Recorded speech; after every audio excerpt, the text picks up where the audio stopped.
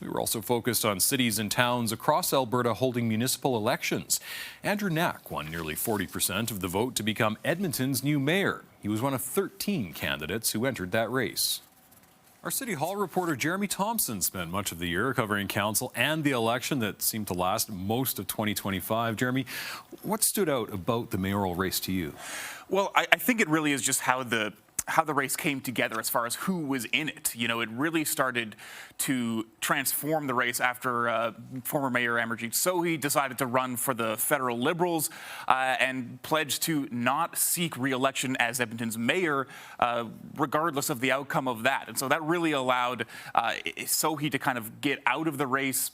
Until that point, Tim Cartmell, former councillor now, Tim Cartmell was really the front runner, but Sohi dropping out really opened up sort of a lane up the left side where we saw Andrew Knack kind of secure that niche, and he really just kind of rode that progressive-ish sort of lane to election day, and we saw how that turned out. What were voters talking about the most? What issues were most prominent, do you think? Well, I did features with all of the mayoral candidates on sort of the big topics that they were hearing about and that we thought they would be hearing about at the doors. Of course, affordability. Everything costs just so much these days. So affordability was the number one issue that we heard mayoral candidates talking about, councillor candidates as well.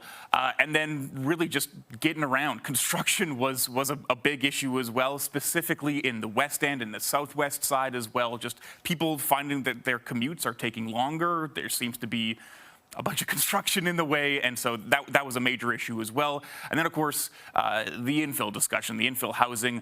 But interestingly enough, the infill issue seemed to be, you know, sort of a more localized issue for folks. Of course, the more infill happening in your neighborhood, the bigger an issue it is for you. So yeah, infill was an issue, but perhaps not as top of mind for a lot of voters, Edmontonians, as we might have thought. All right, so a new mayor and council, new year right around the corner. What are you expecting to see in 2026? Yeah, it's a brand new council. It's an interesting road ahead here. We have a few new councillors, and you know, a lot of the councillors ran on this idea of sort of, you know, being more conservative with spending and sort of tightening city finances, and to that end, we just saw how difficult that can be with this most recent budget talks, where they did end up raising taxes by 6.9%, which was above where they started out, despite all these pledges to you know, really pinch pennies and trim tax increases. As I said, affordability really came up during this election. It's difficult. So they now are working towards a 4-year budget. That discussion will happen at the end of next year. And they have this whole new sort of process, this results-based budgeting or zero-based budgeting, where they really intend to take the city's budget down to the studs and build it from there.